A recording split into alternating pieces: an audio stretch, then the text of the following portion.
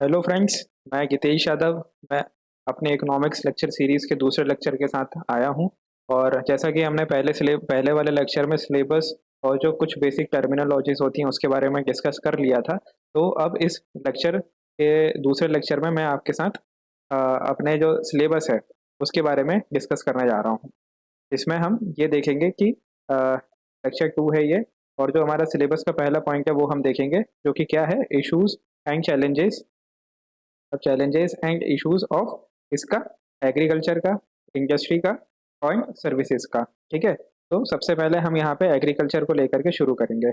Agriculture के issues को शुरू करने से पहले मैं आपके सामने पहले थोड़ा हिस्ट्री के ऊपर ध्यान ले जाना चाहूँगा, जिसमें हम ये देखेंगे कि कैसे जो भारत था, तो हम लोग, जैसे कि आप लोगों को पता है कि 1947 में हम लोग आज़ाद हो गए थे। अभी हाल ही में हमने आज़ादी का अमृत महोत्सव के तहत 75 साल के वर्ष बनाया आज़ादी का। तो तब से लेकर के अभी तक हमने एग्रीकल्चर में क्या क्या विकास किया और इसको कितने चरणों में बांटा जाता है, इसके ऊपर हम डिस्कस करेंगे। तो इसका जो एग्रीकल्चर डेवलपमेंट है ये टोटल 4 फेजेस में देखा जाता है। ठीक है, 4 चरण इसके माने गए हैं, जो मैं अभी आपको बताने वाला हूँ। पहला वाला चरण है 50 से लेकर के 65, यानी कि 1950 से लेकर के 1965 तक आता है पहला चरण। दूसरा चरण आता है 1965 से लेकर के 1965 से लेकर के 1980 तक। तीसरा चरण आता है 1980 से 1900, कुछ इसको 90 बोल देते हैं, कुछ 91 भी बोल देते हैं। ठीक है, क्योंकि 1991 में हमने न्यू इकोनॉमिक रिफॉर्म हमने की थी, है ना, लिबरलाइजेशन, प्राइवेटाइजेशन और लिबरल ग्लोबलाइजेशन। तो जो चौथा फेज है वो चलता है 1991 से टिल नाउ, यानी कि अभी तक, जो वर्तमान में आज हम हैं वहां तक चल रहा है। ठीक है, तो हम धीरे धीरे करके ये पूरे फेजेस में देखेंगे कि भारत सरकार की तरफ से क्या क्या कार्यक्रम किए गए, कैसे उन्होंने एग्रीकल्चर सेक्टर को बढ़ाने का प्रयास किया और वर्तमान में हम कहाँ पे खड़े हुए हैं, ये सबको लेकर के हम चर्चा करेंगे। अगेन मैं आपके लिए हिंदी और इंग्लिश दोनों में ये लेक्चर लेकर आया हूँ, तो आपको लैंग्वेज के बेसिस में कोई भी दिक्कत नहीं होगी। तो ये हमारी पहली स्लाइड है जिसमें आप देख सकते हैं। तो पहला जो हमने रिफॉर्म किया था, मतलब जो पहला फेज हमारा शुरू होता है वो 1950 से 1965 तक शुरू होता है। तो इस दौरान उन्होंने क्या किया, हमें देखने को मिलता है कि एक तो ये भी था कि हम हमको इस टाइम पे बहुत दिक्कतें भी देखनी पड़ी थी, है ना। लिंग्विस्टिक बेसिस पे जो क्या बोलते, हमारे स्टेट्स की डिमांड हो रही थी, उसके चलते सिचुएशन ऐसी आ गई थी कि सिविल वॉर की कंडीशन बन गई थी। तो हमें पहले ये सिविल वॉर को सुधारना था, क्योंकि सब स्टेट्स की डिमांड करने लगे थे। तो आखिरकार हमने 1956 में स्टेट रिकॉग्निशन एक्ट पास किया, 1956 में राज्य पुनर्गठन अधिनियम, है ना। और हमने स्टेट्स को एकीकृत किया, मतलब जैसी उनकी मांग थी उसके हिसाब से हमने बनाए, स्टेट्स को बनाए। तो इस बीच में हमने एग्रीकल्चर सेक्टर में भारत सरकार ने क्या क्या किया इसके ऊपर ध्यान देते हैं। तो हमको जैसे कि पता है 1950 में हम आज़ाद हो गए थे, तो ट्रीमेंडियस एग्रियन रिफॉर्म किए गए यहाँ पे, है ना। ट्रीमेंडियस एग्रियन रिफॉर्म को हिंदी में अगर हम देखेंगे तो जबरदस्त कृषि सुधार। ट्रीमेंडियस है तो इसका थोड़ा हिंदी अनुवाद आपको देखना पड़ेगा। इंस्टीट्यूशनल चेंजेस यानी कि संस्थागत बदलाव क्या क्या हुए, development of major irrigation projects यानी कि महत्वपूर्ण सिंचाई परियोजनाएं कौन कौन सी थी। कोऑपरेटिव क्रेडिट इंस्टीट्यूशन यानी कि सहकारी साख समितियां या इंस्टीट्यूशन को कैसे हमने बढ़ावा दिया। और सबसे बड़ा बदलाव जो था वो लैंड रिफॉर्म वाला था। इसके तहत हमने जमींदारी उन्मूलन को जिस एक्ट के तहत हमने जमींदारी का उन्मूलन किया था। और साथ ही साथ एबॉलिशन ऑफ इंटरमीडियरीज यानी कि जो मध्यस्थ होते हैं सरकार के और किसानों के बीच में कर अदायगी के, उसको हटाने का इसमें प्रयास किया गया। और जो वास्तविकता में जो जमीन पे काम करते हैं उनको जमीन का मालिकाना हक दिया गया था। ठीक है। तो जैसा कि आप यहाँ देख सकते हैं, different phases of agriculture in India for the overall development of Indian agriculture many institutional infrastructure changes has been made introduced by the government since independence. Institutional और इंफ्रास्ट्रक्चर यानी कि संस्थागत और बुनियादी संरचना, बुनियादी ढांचे के तहत जो जो सुधार चाहिए थे वो सारे सुधार हुए थे। अब सवाल ये उठता है कि आखिरकार भारत सरकार ने कौन कौन से कदम उठाए, तो इसे हम विभिन्न चरणों में विभिन्न उसमें देख सकते हैं, विभिन्न क्या बोलते हैं कैटेगरीज में देख सकते हैं। ठीक है। तो पहला तो यही आता है कि work done during this period, कौन कौन से काम किए गए, इसको आप सीधे सीधे कह सकते हैं कि programmes, programmes of Indian government. ठीक है। तो क्या था, कम्युनिटी डेवलपमेंट प्रोग्राम यानी कि सामुदायिक विकास कार्यक्रम, इसकी शुरुआत हुई थी 1952 में। और ये हमारे GS2 के पार्ट 2 में पार्ट बी जो हमारा है उसमें तीसरी या चौथी यूनिट में अलग से ये लिखा भी हुआ है। तो इसके वो आपको एक तो 3 नंबर में आपको अलग से तैयार करना है। तो कम्युनिटी डेवलपमेंट प्रोग्राम था क्या? ये एक समग्र विकास करने का एक कार्यक्रम था। कहाँ पे? रूरल एरिया में। किसके सहारे से? पीपल्स पार्टिसिपेशन, यानी कि जन सहभागिता के माध्यम से ओवरऑल डेवलपमेंट, यानी कि पूर्णतः विकास करना था किसका? ग्रामीण क्षेत्र का। ठीक है। दूसरा कार्यक्रम जो किया था इंटेंसिव एरिया डेवलपमेंट प्रोग्राम। इसमें क्या हुआ था कि मेनली हमें अब जैसे हम भारत सरकार ने जो है एग्रीकल्चर डेवलपमेंट का प्रोग्राम बना लिया था, तो यहाँ पे लोन्स वगैरह देने की शुरुआत की गई थी। लोन्स भी कौन सी? Institutional loan. ठीक है। इंस्टीट्यूशनल लोन्स का मतलब ये होता है कि संस्थागत क्षेत्रों से लोन लेना। तो यहाँ पे संस्थागत क्षेत्र सबसे बढ़िया कौन से होते हैं? बैंक होते हैं। ठीक है। बैंक से ऋण लिया जाता है जो कि हमें कम इंटरेस्ट रेट पे प्रोवाइड करवाती है, और मॉर्गेज वगैरह जो भी हम गिरवी रखते हैं उसकी इतनी कठोर वो भी नहीं होते, टर्म्स एंड कंडीशन भी नहीं होती है इतनी कठोर। ठीक है। तो loans for seeds and fertiliser provide किया गया था। फिर इंटेंसिव प्राइस पॉलिसी को हमने कब अपनाया था? 1964 में अपनाया था भारत सरकार ने। फिर एग्रीकल्चर प्राइस कमीशन, इसका मतलब ये था कि यही जो एग्रीकल्चर प्राइस कमीशन है ये आगे चल के CAPC, मतलब आज के डेट में जो हम CAPC जो सुनते हैं जिसमें मिनिमम सपोर्ट प्राइस के बारे में वर्णन मिलता है, वो CAPC बताता है किसको? भारत सरकार को बताता है। फिर भारत सरकार ये तय करती है कि इसकी सिफारिश को कितने स्तर पे लागू की जानी चाहिए। ठीक है। तो यही CAPC पहले एग्रीकल्चर प्राइस कमीशन के नाम से जाना जाता था, जिसका निर्माण कब किया था? 1964 में भारत सरकार द्वारा किया गया था। तो ये क्या हो गया? ये प्रोग्राम वाले, इसमें आपको दो चीजें देखने को मिलेगी। एक तो कौन सी होती है? Legislative reform. ठीक है। सॉरी, एक तो आपको हो गया प्रोग्राम बेस्ड रिफॉर्म। ठीक है, प्रोग्राम बेस्ड रिफॉर्म। और दूसरा कौन सा हो गया? Institutional reform. ठीक है। इंस्टीट्यूशनल रिफॉर्म कौन से हो गए? पहला तो ये इंटेंसिव प्राइस पॉलिसी जो हमने अपनाई थी, और दूसरा ये एग्रीकल्चर प्राइस कमीशन। ठीक है। इंस्टीट्यूशन रिफॉर्म में हम आगे भी देखेंगे क्या क्या हुआ था। और लेजिस्लेटिव रिफॉर्म में एक ये पारित किया गया था, असेंशियल कमोडिटीज एक्ट 1955 एक्ट, ये पास किया गया था क्योंकि हमारे यहाँ फूड सिक्योरिटी की बहुत ज़्यादा ज़रूरत थी उस टाइम पे। तो उसको ध्यान में रखते हुए और किसानों के हित को ध्यान में रखते हुए भारत सरकार द्वारा ये वाला एक्ट पारित किया गया था, जिसमें हाल ही में अभी जो बीजेपी गवर्नमेंट, इन्होंने संशोधन भी किया था, मगर किसानों ने जो अपना आंदोलन चलाया, किसान आंदोलन चलाया, उसके मद्देनजर रखते हुए इसको भारत सरकार द्वारा पुनः वापस ले लिया गया है। ठीक है। तो ये हो गया आपका कौन सा? वैधानिक उपाय। मतलब वैधानिक उपाय में एक हो गया असेंशियल कमोडिटी एक्ट, और दूसरा ये हो गया ये जो हमने ये यहाँ पे मेजर रिफॉर्म, लैंड रिफॉर्म के लिए जो एक्ट पारित किए गए थे ना, ये वाला एक दूसरा हमारा वो हो गया जिसमें हमने जमींदारी उन्मूलन जो एक्ट होता है ना, जमींदारी जमींदारी उन्मूलन एक्ट पास किया था। फिर इसी के साथ हमने इरिगेशन किया, जैसे कि यहाँ पे लिखा हुआ है development of major irrigation projects. इसके लिए क्या क्या किया था? तो जो हमारा जो भारत का पश्चिमी क्षेत्र है, ठीक है ना, पश्चिमी क्षेत्र के यानी कि ये राजस्थान वाला एरिया, तो ये वाला जो एरिया था ना, ये बहुत सूखा एरिया था। तो इसके विकास के लिए 1950 के पास जैसे ही हमने आज़ादी ली, और 1950 से ही हमने इंदिरा गांधी कैनल पे काम करना शुरू कर दिया था। तो इसकी वजह से क्या हुआ कि यहाँ पे जो है आर्थिक समृद्धि काफी अच्छी आई। क्योंकि आर्थिक समृद्धि कैसे आई? क्योंकि यहाँ पे पानी अवेलेबल हो गया, तो यहाँ से एग्रीकल्चर को बूस्ट मिला। एग्रीकल्चर को बूस्ट मिलने से फार्मर्स जो इनकम हुई, उनकी इनकम बढ़ी, तो उनकी आर्थिक स्थिति अच्छी हुई। और आर्थिक स्थिति अच्छी होने से क्या हुआ कि आगे चल के इन्होंने फूड प्रोसेसिंग जो इंडस्ट्री है इसको काफी बढ़ावा मिला। तो आप एक तरीके से साइकिल देख सकते हैं कैसे कि पानी की अवेलेबिलिटी से कैसे एग्रीकल्चर को विकास हुआ, कैसे फार्मर्स डेवलप हुए, और कैसे फूड प्रोसेसिंग इंडस्ट्री यहाँ पे डेवलप हुई।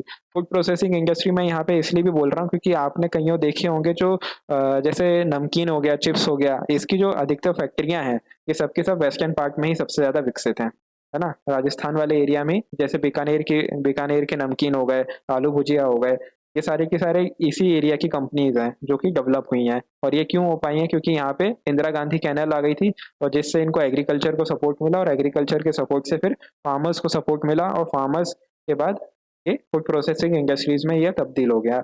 फिर दूसरा प्रोजेक्ट क्या था कि मेजर डैम वर्क कंस्ट्रक्टेड, कौन से डैम, जैसे भाखरा नागल डैम से ही इंदिरा गांधी कैनल निकाली गई है। फिर चंबल वैली प्रोजेक्ट हमारे मध्य प्रदेश में लाई गई थी, मध्य प्रदेश की पहली नदी घाटी परियोजना भी है। फिर दामोदर वैली प्रोजेक्ट, ये भारत की पहली प्रोजेक्ट बोला जाता है, जो 1948 में या 46 के आसपास ये शुरू हुई थी। ठीक है, तो ये कौन से हो गए, ये इरिगेशन डेवलपमेंट प्रोग्राम हो गए। फिर कौन सा आता है कि सम फाइनेंशियल रिफॉर्म कौन कौन से किए गए फाइनेंशियली तौर पे, ताकि लोगों को संस्थागत रूप से उनकी पहुंच बन सके। तो पहला तो आरबीआई को हमने नेशनलाइजेशन किया। ठीक है, आरबीआई जब स्थापित हुआ था 1934 के एक्ट के तहत, 1934 एक्ट के तहत, तब ये प्राइवेट एंटिटीज का एक बैंक था। मतलब इसमें जितनी भी पूंजी थी वो सब की सब निजी निजी लोगों ने अपनी लगाई थी। मगर जैसे ही हम आज़ाद हुए तो हमने क्या करा, 1 जनवरी 1949 को, 1 जनवरी 1949 को हमने इसको नेशनलाइज कर दिया था। तो इस तरीके से हमने हमने जो है राष्ट्रीयकरण की तरफ पहला कदम उठाया था। और अ, ये ये जो है मतलब आपका हमारा जो वर्तमान में जो केंद्रीय बैंक है, इसको हमने नेशनलाइजेशन इसका कर दिया था और पूर्णतः भारत सरकार के अधीन इसको किया था। ठीक है, पूर्णतः मतलब धीरे धीरे, ताकि वित्तीय क्षेत्र में केवल आप ही प्रभावी रहें, इस हिसाब से। ठीक है, तो जो दूसरा मेजर हमने काम किया था वो क्या किया था, establishment of state bank of India.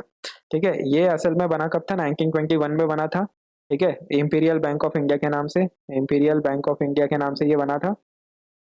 फिर जैसे ही हम आज़ाद हुए तो 2-3 बैंक को मिला करके स्टेट बैंक ऑफ इंडिया की स्थापना की गई थी 1955 में। तो ये कुछ थे जो अलग-अलग तरीके से हमने रिफ़ॉर्म करके जो हमारा एग्रीकल्चर का पहला फ़ेज़ था, उसको डेवलप करने का कोशिश की गई थी। और जब हम इसके आंकड़े भी देखते हैं, तो अभी आंकड़े तो तो हमें ये समझ में आता है कि जितना भारत सरकार ने टारगेट किया था, उससे ज़्यादा हमने एग्रीकल्चर में उस टाइम पे हमने काफ़ी कुछ अचीव किया भी था। ठीक है? तो आप ये देख रहे होंगे कि जैसे ये, हाँ, तो इसकी डेट मैंने जैसे आपको बताई दी, ये प्री में कई बार पूछते भी हैं और दूसरे पेपरों में भी हेल्पफुल रहेगा कि 1 जनवरी 1949 को इसका नेशनलाइजेशन कर दिया गया था। तो ये हमारा पहला फेज़ था एग्रीकल्चर का, ठीक है? ये और इसी आधार पे ये पूरा हिंदी में है, जैसे ये पूरी स्लाइड, इसकी पिछली वाली स्लाइड पूरी इंग्लिश में थी, ये हिंदी में दी गई है। तो हिंदी मीडियम वाले भी यहाँ पे देख सकते हैं। फिर आता है दूसरा चरण। तो दूसरा चरण जो शुरू होता है वो शुरू होता है 1965 से 80 तक। इस चरण में सबसे ज़्यादा अच्छी बात ये थी कि इसी काल में 1966 में क्या शुरू हुआ था, ग्रीन रिवॉल्यूशन शुरू हुआ था। तो ग्रीन रिवॉल्यूशन शुरू हुआ, उसी के चक्कर में यहाँ पे जो हमें रिफॉर्म देखने पड़ते हैं वो न्यू एग्रीकल्चर स्ट्रेटेजी अपनाई गई थी, यानी कि नई कृषि रणनीति अपनाई गई थी। वो क्यों अपनाई गई थी, क्योंकि हमने यहाँ पे हरित क्रांति को बढ़ावा देने लगे थे। तो और ये जो हमने नई रणनीति अपनाई वो किसके ऊपर आधारित थी, high yield variety of seeds पे आधारित थी, मल्टीपल क्रॉपिंग थी, मॉडर्न फार्मिंग टेक्निक थी, स्प्रेडिंग इरिगेशन प्रैक्टिसेस। ठीक है, अब ये इरिगेशन प्रैक्टिसेस जो है ना, ये आज की डेट में भी चलता रहेगा, क्योंकि जैसे कि आप देख रहे हैं अभी मध्य प्रदेश में जो केन बेतवा लिंक प्रोजेक्ट है, इसके तहत जो डैम बनाया जा रहा है, तो इससे ना केवल लोगों को पानी पीने के लिए पानी उपलब्ध कराया जाएगा, बल्कि एक ये भी एक एक टारगेट ये भी है कि इरिगेशन को वहाँ पे बढ़ावा मिल सके बुंदेलखंड के क्षेत्र में, ताकि वहाँ का जो सूखा प्रभावित क्षेत्र है वहाँ को कृषि संबंधित जमीन में लेकर आया जा सके।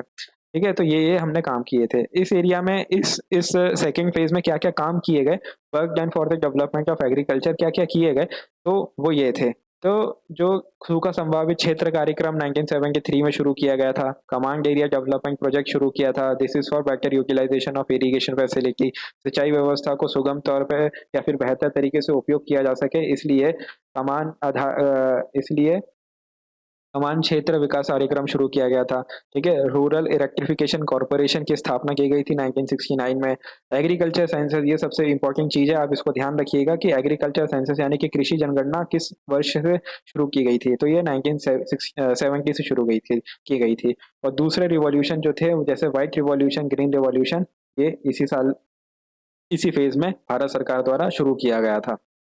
ठीक है, ये हो गया।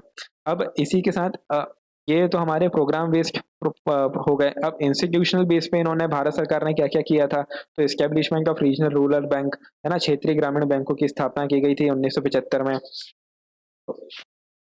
क्षेत्रीय ग्रामीण बैंक की स्थापना की गई थी, और इनका प्राथमिक उद्देश्य क्या था, इनका प्राथमिक उद्देश्य क्या था कि रूरल क्षेत्र में जो मतलब ग्रामीण क्षेत्र है वहाँ पे आपको जो एग्रीकल्चर है, एग्रीकल्चर के डेवलपमेंट के लिए आपको फार्मर्स को लोन देना है। ठीक है? एग्रीकल्चर डेवलपमेंट के लिए आपको फार्मर्स को लोन देना है। तो अब जैसे यही क्षेत्रीय ग्रामीण बैंक आ गया, तो आप इसको 3 नंबर के लिए तैयार कर लीजिए कि 3 नंबर में अगर आएगा तो क्या लिखेंगे, ठीक है?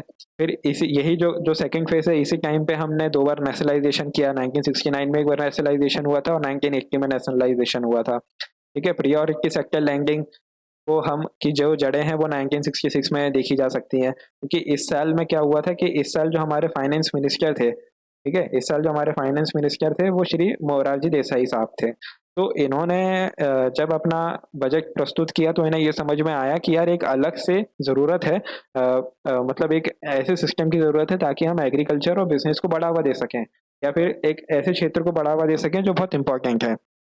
तो इसके लिए प्रायोरिटी सेक्टर लैंडिंग की अवधारणा 1966 में प्रस्तुत की गई थी, जिसे धीरे-धीरे 1970 से 1973 के बीच में लागू कर दिया गया था। ठीक है? इसी के साथ फूड कॉर्पोरेशन ऑफ इंडिया की स्थापना की कब की गई थी? 14 जनवरी 1965 को। ठीक है? तो आप ये ईयर ध्यान रखिएगा कि हो सकता है ये प्री वगैरह में आपसे कभी पूछ ले कि कब इसकी स्थापना हुई थी। इसी के साथ क्या हुआ था कि भारत सरकार ने गाडगिल समिति एक बनाई थी। ठीक है? गाडगिल समिति की स्थापना करी थी 1966-67 के आसपास। तो इन्होंने अपनी सिफारिश में है ना लीड बैंक करके, LEAD, लीड बैंक, जिसको हम हिंदी में अग्रिम अग्रिम बैंक कहते हैं, इसकी अवधारणा प्रस्तुत करी थी। ठीक है ना? LEAD, lead bank.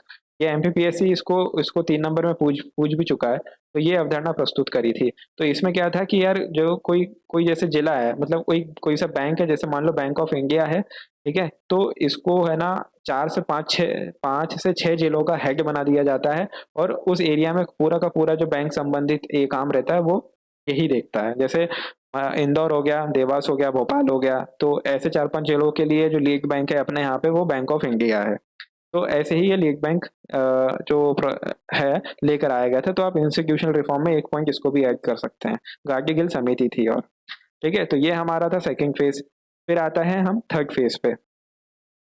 ठीक है, तो थर्ड फेज में जैसे ही हम आते हैं तो हम ये देखते हैं कि थर्ड फेज में एग्रीकल्चरल रिफॉर्म हुआ। तो इस फेज में क्या हुआ, अच्छा ये वाला जो फेज है ये चला कब से कब तक था, 1980 से 1990 तक चला था। 91 भी कर सकते हो, ऐसा कुछ है नहीं ईयर का। तो ये वाला जो पीरियड था इसने क्या अपने परिणाम इसने क्या देखने को मिले थे कि एक होते हैं खाद्यान्न फसलें और एक होती हैं गैर खाद्यान्न फसलें। जो खाद्यान्न फसलें यानी कि फूड ग्रेन्स होते हैं, ठीक है? जो आपके फूड ग्रेन्स होते हैं इसमें आपके राइस आता है यानी कि चावल हो गया, इसमें व्हीट आता है जिसे हम खाते हैं ना, वो सारी चीज़ें खाद्यान्न फसलें होती हैं। जिसे हम मतलब बड़े मेजर तरीके से जिनको सोयाबीन हो गया, ठीक है? आपका बाजरा हो गया, ये सारी चीज़ें खाद्यान्न फसलों में आती हैं। जो नॉन फूड क्रॉप्स होते हैं, ठीक है? जिनको हम अलग मतलब खेती में नहीं उगाते हैं, जैसे मिल्क हो गया, है ना? जैसे फिशरीज़ हो गई, एग हो गया, ठीक है? तो ये सारी चीज़ें क्या होती है, ये नॉन फूड ग्रेन्स क्रॉप्स के अंदर आती हैं ये सारी चीज़ें। तो हमें जब भारत सरकार ने अपने काम शुरू किए थे ना, तो जो तीसरा फेज़ था, इस तीसरे फेज़ में एग्रीकल्चर में तो हमें थोड़ा-सा डाउनवर्ड स्लोप देखने को मिल गया था, मगर जो नॉन फूड क्रॉप्स थे, इसको हमें बहुत अच्छे से तेज़ी देखने को मिली थी। वो कैसे मिली थी, वो अभी हम समझते हैं कि 1970 में क्या हुआ। 1970 में व्हाइट रिवॉल्यूशन आ गया था, ठीक है? फिर अभी आप यहाँ पे देख सकते हैं कि यहाँ पे ब्लू रिवॉल्यूशन की कब स्टार्ट कर दिया था, 1985 में, जो कि 7वां 5 ईयर प्लान था। है ना? ब्लू रिवॉल्यूशन में क्या था कि पूरे फिश वगैरह को ही सबसे ज़्यादा बढ़ावा दिए दिया, फिश के हो गया, झिंगूर हो गया, झींगा, इन लोगों के उत्पादन को बढ़ावा दिया जा रहा था, ब्लू रिवॉल्यूशन। इसके अलावा क्या हो गया, एक पिंक रिवॉल्यूशन चला था, रेड रिवॉल्यूशन चला था, ये सारी चीज़ें हमने शुरू करी थी। इन्हीं के ईयर नहीं मिले हैं मेरे को। तो और फिर ये देखिए पोल्ट्री फार्मिंग में ये कौन था, डॉक्टर बंदा वासुदेव राव। तो इसको अपने पोल्ट्री फार्मिंग में काम के लिए भारत सरकार द्वारा 1990 में पद्मश्री से नवाजा गया था। तो इस कारण से हम ये देख सकते हैं कि जो फूड ग्रेन्स क्रॉप थे उसमें तो हमें कम वृद्धि देखने को मिली, मगर ज्यादा वृद्धि जो हमें देखने को मिली वो नॉन फूड ग्रेन क्रॉप्स में दिखी थी। ठीक है, वो क्यों दिखी थी, यही व्हाइट रिवॉल्यूशन भले 1970 में शुरू हो गया था, मगर इसके रिजल्ट तो बाद में आना शुरू हुए। ठीक है, ब्लू रिवॉल्यूशन 1985 में हमने शुरू कर दिया था। इसके अलावा भारत सरकार के द्वारा क्या काम किया गया था, एक नाबार्ड बैंक की स्थापना की गई थी 1982 में। ठीक है, अब आप कमेंट बॉक्स में उस कमेटी का नाम बताइए जिस कमेटी की सिफारिश पे नाबार्ड बैंक की स्थापना की गई थी। ठीक है, अब फिर एग्रीकल्चर प्राइस कमीशन हमने देखा ही था कि ये 1964 के आसपास इसकी स्थापना की गई थी। 1985 में आकर के इसका नाम चेंज करके वर्तमान में जो नाम है CACP जो जिसे हम देखते हैं वो कर दिया गया था। ठीक है, सिल्वर रिवॉल्यूशन चला ही था एग का, इसमें हमें पॉजिटिव रिजल्ट देखने को मिल गए थे और डॉक्टर बंदा वासुदेव राव को पद्मश्री से नवाजा गया था 1990 में, क्योंकि पोल्ट्री फार्मिंग में इन्होंने बहुत अच्छा काम किया था। तो ये था हमारा तीसरा फेज। ठीक है, इसी प्रकार हम देखते हैं यह है चौथा फेज। तो चौथा फेज जो है वो 1990 से लेकर के, ठीक है, 1990 से लेकर के अभी तक का पूरा टिल नाउ है। ये तमिलनाडु नहीं है, ये टिल नाउ है, अभी तक, आज तक, अब तक, कुछ भी समझ लो। तो फोर्थ फेज में हमें क्या देखने को मिला, तो फोर्थ फेज में क्या हुआ था कि जैसा कि पता ही होगा आप लोगों की, हमारे यहाँ बैलेंस ऑफ पेमेंट की एक बैलेंस ऑफ पेमेंट और विदेशी पूंजी और जो फॉरेक्स रिजर्व होता है इन सबको लेकर के एक बहुत बड़ा संकट आ गया था, वित्तीय संकट आ गया था। तो उससे उभरने के लिए हमने 1990 में न्यू इकोनॉमिक पॉलिसी को अपनाया, जो जिस पे ये भी बोला जाता है कि तो IMF और वर्ल्ड बैंक की थोपी हुई शर्तें थी। खैर जो भी हो वो एक पॉलिटिकल इशू है। तो मतलब 1991 में हमने न्यू इकोनॉमिक पॉलिसी अपनाई और न्यू इकोनॉमिक पॉलिसी के तहत हमने लिबरलाइजेशन, प्राइवेटाइजेशन, ग्लोबलाइजेशन को अपनाया। तो इसको जब अपनाया तो हमने डायरेक्टली एग्रीकल्चर के सेक्टर में कुछ रिफॉर्म नहीं किया था, मगर इनडायरेक्टली ये वाली जो पॉलिसीज थी इन्होंने हमारे एग्रीकल्चर को प्रभावित किया था। अब जिस प्रकार हम ये देखते हैं कि हर सिक्के के दो पहलू होते हैं, उसी प्रकार ये 1991 की जो पॉलिसी आई तो इसके भी पॉजिटिव और नेगेटिव इम्पैक्ट हमें देखने को मिले थे। ठीक है, this is the fourth phase of agriculture in which Indian agriculture was indirectly affected by the LPG reform. तो कैसे हुआ, तो पॉजिटिव इम्पैक्ट हमको क्या क्या देखने को मिलते हैं कि इसने क्या करा कि नई तकनीक एग्रीकल्चर फील्ड में यानी कि कृषि क्षेत्र में नई तकनीकों के लिए द्वार खोल दिए थे। ये सुधार कृषि क्षेत्र में नई तकनीकों के द्वार खोलते हैं, किसानों की आय में वृद्धि करता है। अलग अब यहाँ पे भी दो चीजें आती हैं कि जो बड़े किसान थे, है ना, बिग फार्मर्स, उनकी उनकी आय में बढ़ोतरी हुई थी, मगर जो मार्जिनल वो सॉरी हाँ मार्जिनल और जो स्मॉल फार्मर्स थे उनकी जो आय थी वो कम हो गई थी। ठीक है, फिर भारतीय कृषि निर्यात को बढ़ावा मिला था, ये भी बिल्कुल सत्य बात है। तो ये तो सकारात्मक प्रभाव हो गए। नकारात्मक प्रभाव क्या पड़े, some negative impact of new policy in agriculture are, कि जो एग्रीकल्चर के सेक्टर में जो पूंजी निर्माण की जो दर थी वो कम हो गई थी। ठीक है, पूंजी निर्माण की दर, जैसे वेयर हाउस की स्थापना हमें करनी रहती है, हमें मंडी की स्थापना करनी रहती है, तो इन सब की जो दर थी ये कम हो गई थी, क्योंकि आपको ध्यान होगा कि 1995 में ही WTO की भी स्थापना हो गई थी, है ना, जिसके जिसके कारण हमारे एग्रीकल्चर बेस्ड जो रिफॉर्म्स थे वो काफी सवालों के घेरे में उस टाइम पे खड़े हो रहे थे। तो क्या हो रहा था कि जो पूंजी निर्माण की दर थी वो कम हो गई थी, फिर प्रॉब्लम ऑफ डेब्ट trap of farmers and suicide of farmers. अब भारत सरकार ने इंस्टीट्यूशनल रिफॉर्म तो बहुत कर दिए थे, मगर फिर भी उस टाइम पे मतलब आप ये मान के चलो कि 70 से 80%, मतलब ये भी शायद मैं कम ही बोल रहा हूँ कि जो फार्मर्स थे वो क्या नॉन इंस्टीट्यूशनल यानी कि साहूकारों, जमींदारों, इन लोगों से लोन लिया करते थे। और ये क्या करते थे, अब किसान तो पढ़े लिखे होते नहीं थे, उनको जोड़ घटाई तो आती नहीं थी, तो वो अपने ब्याज दर के चक्कर में फंसते जाते थे और इस तरीके से उनके पास ऋण जाल की समस्या बन जाती थी और अंततः वो आत्महत्या कर लेते थे। आज के डेट में भी अगर हम देखें तो महाराष्ट्र ऐसा एक राज्य है जहाँ पे किसानों की आत्महत्या के मामले हमें सबसे ज्यादा देखने को मिलते हैं। और किसानों की ही बात अगर हो रही है तो हम 2018-19 का दौर कैसे भूल सकते हैं, जब मध्य प्रदेश में किसान आंदोलन की शुरुआत हुई थी नीमच जिले से।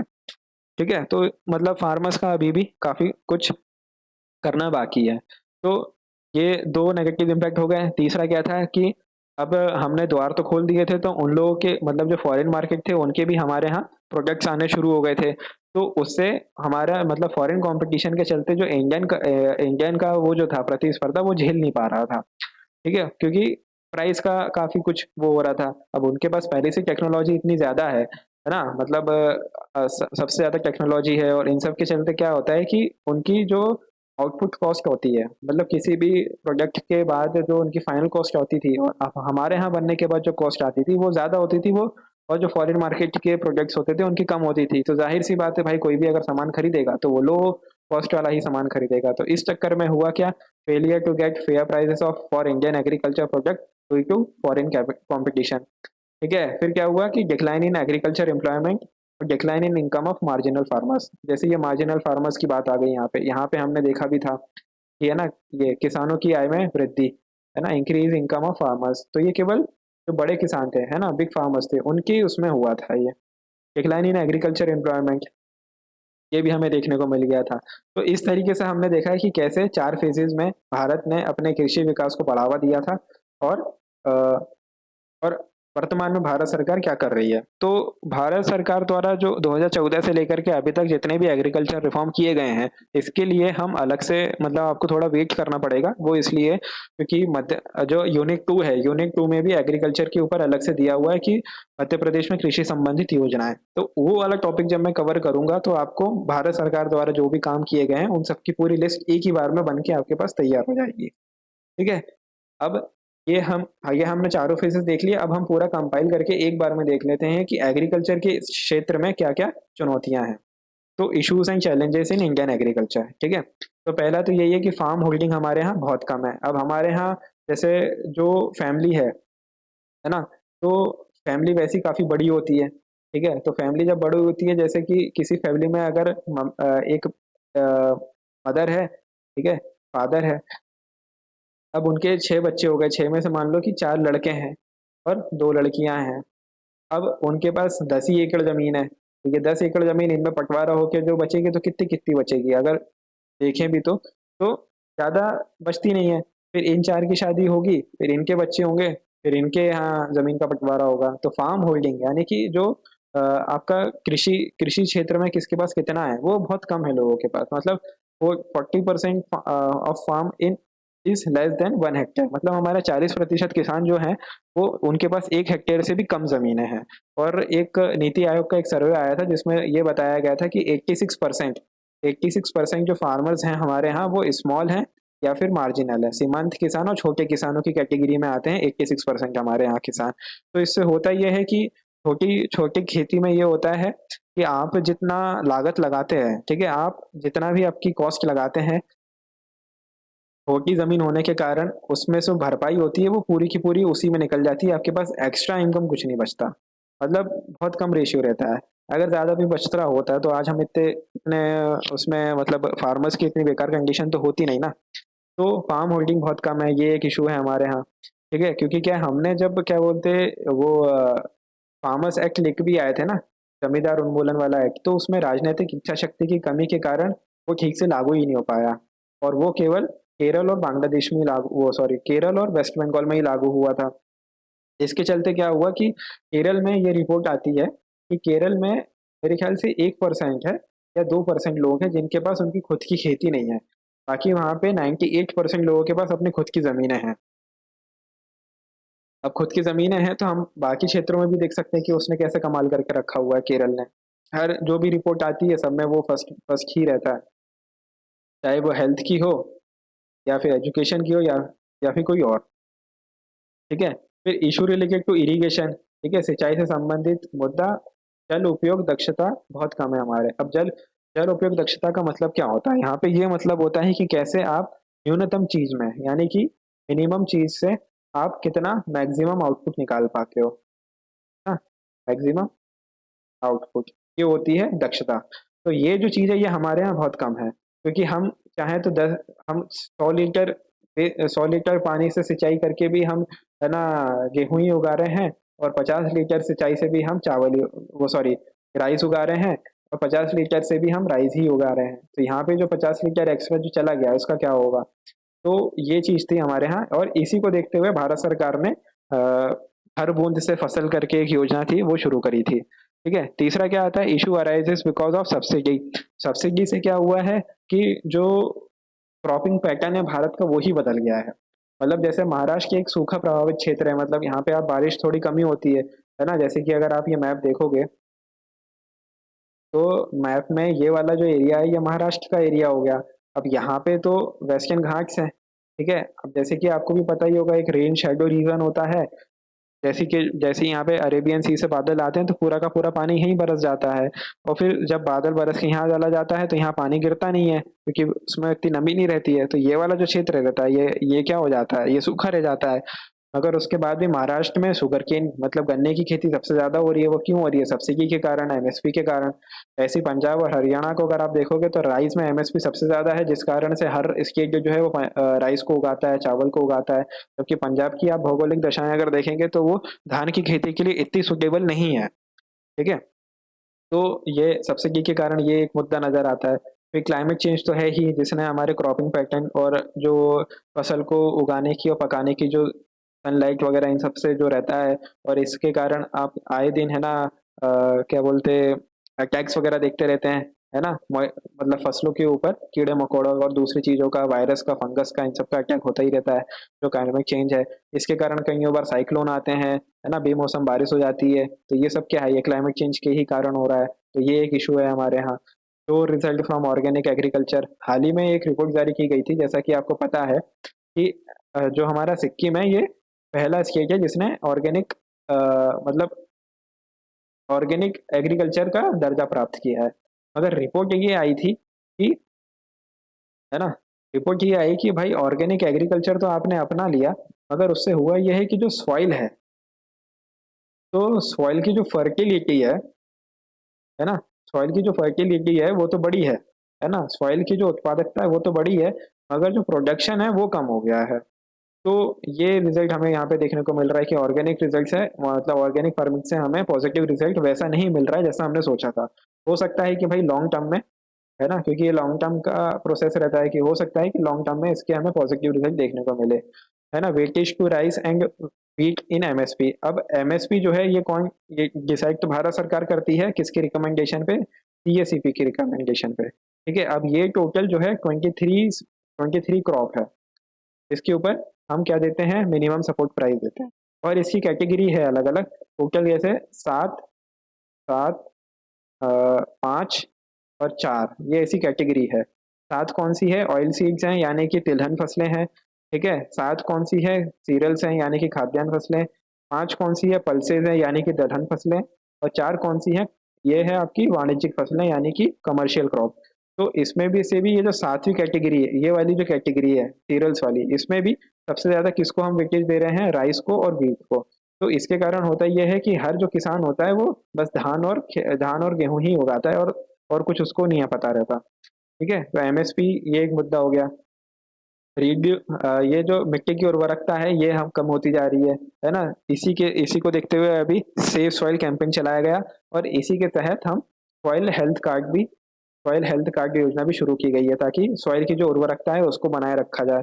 ये काम क्यों हो रहा है? क्योंकि हम फर्टिलाइजर को अंधाधुंध यूज कर रहे हैं, हम खरपतवारों का अंधाधुंध यूज कर रहे हैं, सिंचाई की अंधाधुंध, मतलब आवश्यकता से अधिक हम पानी का वेस्टेज कर रहे हैं। फिर ये इंफ्रास्ट्रक्चर वाला, मतलब बुनियादी संरचना को लेकर के एक मुद्दा है क्या, कि लेस स्टोरेज कैपेसिटी। हमारे यहाँ जो वेयर हाउस हैं वो कम, मतलब उनकी कैपेसिटी नहीं है इतनी। आप कभी भी जैसे जैसे मैं अपने भी गांव जाता हूँ कभी कभी, तो मुझे ये देखने को मिलता है यार कि जैसे ये रोड है ना, अब ये रोड के आगे इन्होंने वेयर हाउस बना तो दिया है, मगर फसलों का उत्पादन मतलब इतना ज्यादा हो जाता है कि पन्नी से ढांक ढांक के, या यहाँ पे इन्होंने मतलब अलग से वो बना के रखे हों। यार ये देखो तो समझ में आता है। तो लेस स्टोरेज कैपेसिटी, अब यहाँ पे कभी पानी गिर जाता है ना, कभी पन्नियां फट जाती हैं, पन्नी से ढक ढक के रखते हैं, हवा लगती है, धूप लगती है, तो इससे अनाज क्या होता है? खराब हो जाता है। तो पूरी की पूरी मेहनत यहाँ पे खराब हो जाती है। और कोल्ड स्टोरेज तो है ही नहीं हमारे यहाँ, मतलब ये वाला इंफ्रास्ट्रक्चर तो इतना बहुत ही कच्चा है हमारे यहाँ, मतलब बहुत ही कोल्ड स्टोरेज बिल्कुल ना के बराबर है हमारे यहाँ। तो लेस स्टोरेज फैसिलिटी है हमारे यहाँ। फिर लेस एग्री क्रेडिट, मतलब स्वामीनाथन कमेटी बनाई गई थी भारत सरकार द्वारा, तो उसने ये बताया कि जो कृषि ऋण है इसका परसेंटेज बहुत कम है, तो इसको हमें बढ़ाना चाहिए। तो ये था पूरा का पूरा भारतीय कृषि में मुद्दे और चुनौतियां, जिसमें मैंने इसको 9 पॉइंट्स में कवर किया है। आप चाहें तो इसको अलग से भी देख सकते हैं, और जो फेजेस हमने देखे हैं, है ना, चरण जो अलग अलग देखे हैं, उनमें से भी आप अलग अलग पॉइंट्स निकाल के इसमें आपका अपने आंसर को एनरिच कर सकते हैं। आप डाटा वगैरह का भी यूज कर सकते हैं अपने आंसर्स को अच्छा बनाने के लिए। तो ये था एग्रीकल्चर वाला पार्ट। ठीक है। फिर दूसरा आता है इंडस्ट्री वाला, कि इंडस्ट्री में भारत सरकार ने क्या किया। अब जैसा कि आपको पता ही है, अच्छा इंडस्ट्रीज में भी है ना, हम कोई चार चार फेसेस हमें देखने को मिलेंगे, और ईयर उनका वही है 1950 से 65 वाला पहला फेस है। ठीक है।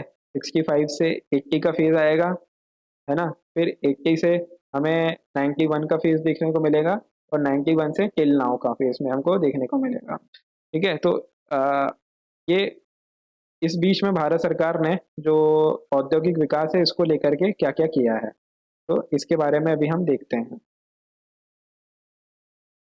For overall industrial development in India मैंने इंस्टीट्यूशनल ये मतलब वही लाइन मैंने लिखी है वहाँ पे कि मतलब समग्र विकास के लिए भारत में समग्र विकास के लिए किस प्रकार भारत सरकार ने संस्थागत और बुनियादी चेंजेस किए हैं आज़ादी के बाद से। ठीक है? तो सबसे पहला जो चेंज आता है मतलब अगर आपके पास कभी आ जाए कि लिखने के लिए ये क्वेश्चन तो सबसे पहले तो आप यही बता सकते हो कि पहला भारत सरकार द्वारा 5 ईयर प्लान को इम्प्लीमेंट किया गया था। ठीक है? 5 ईयर प्लान्स को इम्प्लीमेंट किया गया था और इसमें भी अगर आप देखोगे तो पहले की 3 5 ईयर प्लान है, यानी कि 15 साल का जो टाइम है ना? जैसे 50 से 51 से 56 तक था, 50 फिर 56 से 61 तक था, 61 से 65 तक का था। तो ये जो हमारे 3 5 ईयर प्लान थे, इन्होंने क्या किया, बहुत स्ट्रॉन्ग बेस बना दिया था इंडस्ट्रीज़ के लिए, ठीक है? मजबूत औद्योगिक आधार का निर्माण किया था। क्योंकि इस टाइम पे भारत सरकार ने काफ़ी इन्वेस्टमेंट किया था। अब जैसे पहला जो मतलब पहला 5 ईयर का जो प्लान था, इसपे मेनली एग्रीकल्चर पे फोकस किया गया था, ठीक है? एग्रीकल्चर पे फोकस किया गया था मगर इसका मतलब ये नहीं था कि इंडस्ट्री पे ध्यान ही नहीं दिया, इंडस्ट्री पे दिया गया था ध्यान, ठीक है? और इसी टाइम पे अगर हम देखेंगे तो काफ़ी इन्वेस्टमेंट किया गया था भारत सरकार की तरफ से किसमें? हेवी इंडस्ट्रीज़ में, है ना? भारी जो उद्योग होते हैं उनमें काफ़ी इन्वेस्टमेंट किया गया था जैसे लौह इस्पात उद्योग हो गया, एल्यूमीनियम उद्योग हो गया, है ना? इंजीनियरिंग जो उद्योग होते हैं जैसे कि भारत हेवी इलेक्ट्रिकल्स लिमिटेड यानी कि बीएचईएल ऐसे और रेलवे के लिए रेलवे के जो इक्विपमेंट्स वगैरह होते हैं इनके निर्माण के लिए भारत सरकार द्वारा अलग-अलग उद्योग बनाए गए थे। ऊर्जा कंपनियों का विशेष विशेष ध्यान रखा गया था इस दौरान, जैसे ओएनजीसी, आईओसी आदि का निर्माण किया गया था इस पहले वाले काल में। तो आप देख सकते हैं कि समझ में आएगा कि किस प्रकार से हमने इंडस्ट्रियल बेस को तैयार करने की कोशिश की थी। और हमको है ना पॉजिटिव रिजल्ट भी देखने को मिलता है। वो कैसे मिलता है कि पहले की 3 योजनाएँ जो अवधि थी, इस दौरान जो औद्योगिक उत्पादन की वार्षिक चक्रवर्ती वृद्धि दर जो थी, वो 5.7 से 9 पॉइंट तक पहुँच गई थी। ठीक है? और पूंजीगत समान उद्योगों ने अपने वार्षिक औसत चक्रवृद्धि दर का कहाँ से उन नौ 9.8% से 9.6% की प्राप्ति कर ली थी। इसी अवधि में बुनियादी उद्योग की जो वृद्धि थी उन मतलब बुनियादी जो उद्योग होते हैं यानी कि जो आधारभूत बेसिक इंडस्ट्रीज जो होती हैं इनका जो ग्रोथ रेट था वो भी 4.7 से 12.1 तक का था। अगर अब आगे जब जैसे ही हम देखेंगे ना तो ये एक तरीके से ये क्या हो गया, ये पहला फेज हो गया। तो पहले फेज में भारत सरकार ने इंडस्ट्रियल डेवलपमेंट के लिए क्या क्या किया आप यहाँ पे बता सकते हैं। ठीक है, इसके अलावा एक चीज और मैं यहाँ पे आपको बता दूं जो मैं यहाँ पे लिख नहीं पाया हूँ। एक मिनट जरा वेट करिए। ठीक है, इसके अलावा क्या किया था भारत सरकार ने 1956 में 2 काम हुए थे। एक हुआ था कौन-सा? एक तो 1956 में भारत सरकार द्वारा कंपनी एक्ट पारित किया गया था 1956, ठीक है? Companies act 1956। और दूसरा काम किया गया था कि इंडस्ट्रियल पॉलिसी हमने नई न्यू इंडस्ट्रियल पॉलिसी हम लेकर आए थे 1956 में, ठीक है? 56 या 48 मेरे को ईयर ध्यान नहीं आ रहा है अभी। इन्हीं दोनों में से कोई सा एक ईयर है, जिसमें हमने इंडस्ट्रियल पॉलिसी लेकर आए थे, ठीक है? फिर हमारा आता है सेकंड फेज। तो सेकंड फेज में क्या हुआ यार कि यहाँ पे हमें है ना थोड़ा डाउनफॉल देखने को मिलता है। डाउन डाउनफॉल हमें क्यों देखने को मिलता है, जैसा कि आप लोगों को पता ही है कि एक तो 1962 में हमें चाइना से वॉर हुआ, ठीक है? 1965 में फिर हमारा पाकिस्तान से वॉर हो गया, ठीक है? फिर 1971 में हमारा क्या बोलते हैं पाकिस्तान से फिर से वॉर हो गया था। फिर इसी बीच में जब 1966 और 67 की अगर आप बात करें तो इस दौरान हमारे यहाँ अकाल बहुत पड़े थे, है ना? सूखा बहुत पड़ा था हमारे यहाँ। वेस्ट बंगाल के एरिया जो इलाका था यहाँ पे बहुत भयंकर अकाल पड़ गया था यहाँ पे। आप लोगों को ध्यान भी होगा कि उस टाइम पे जो तत्कालीन हमारे प्रधानमंत्री थे लाल बहादुर शास्त्री जी, इन्होंने 1 दिन के उपवास की भी अपील की थी लोगों से। इसी दौरान की बात है। और फिर 1975 का दौर अगर आप देखोगे तो यहाँ पे आपातकाल लग गया था। आपातकाल जब लगा था तो वैसी तहस-नहस मतलब अ, आपातकाल काफ़ी स्थिति खराब हो गई थी। तो इन सब रीज़नों के मतलब इन सारे कारणों के चलते जो दूसरा फ़ेज़ था इंडस्ट्रियल डेवलपमेंट का वो उतना पॉज़िटिव नहीं रहा जितना कि पहला वाला था, है ना? और फिर एक चीज़ ये भी थी कि यार हम लोग है ना उसी टाइम तत्काल रूप से आज़ाद हुए ही थे। अब आज़ाद जब हुए थे ना, तो हमारे यहाँ किसने रूल किया था? हमारे यहाँ ब्रिटिश इंडिया कंपनी ने आज़ाद किया था। हालाँकि ये बात अलग है कि जब हम 1857 की जब क्रांति हुई थी, तो ये कंपनी का शासन हटा करके एक देश हमारे ऊपर क्राउन का शासन आ गया था। मगर शुरुआत किसने करी थी? शुरुआत तो कंपनी ने ही करी थी। तो मतलब आप समझ रहे हो, हमारे ऊपर एक कंपनी राज करी थी 100 साल तक। तो उन्हीं सब चीज़ों को ध्यान में रखते हुए हमारे जो आज़ादी के जो जो आज़ादी के लिए लड़े थे, वो इतने डर गए थे कि कहीं फिर से हमारे यहाँ कोई कोई कंपनी का राज नहीं हो जाए। तो इस चक्कर में हमारे यहाँ कोई भी इंडस्ट्री को शुरू करना बहुत टेढ़ी खीर माना जाता था। ठीक है? तो सेकंड फेज़ में क्या हुआ, industrial growth cover the period of, कौन-कौन सा पीरियड जिसमें होता है एड हॉक एनुअल प्लान, वो 4th 5 ईयर प्लान और 5th 5 ईयर प्लान। ठीक है? अब इस दौरान में क्या हुआ, जैसा कि आप देख सकते हैं कि डिक्लाइन हमें देखने को मिला था 9% ड्यूरिंग द थर्ड प्लान था, जो कि कितना हो गया था, 4.1% हो गया था। और 1965, 67, 70, 65 से 76 के बीच में हमें ये देखने को मिलता है कि 4.1 हमारा जो इंडस्ट्रियल ग्रोथ है वो हो गया था। अब ये क्यों हो गया था कि जैसा कि आप देख सकते हैं 65 है ना, 62, 65, 71 में वॉर हो गया था, 65, 67 में है ना, मतलब लगातार हमारे यहाँ अकाल पड़ा था।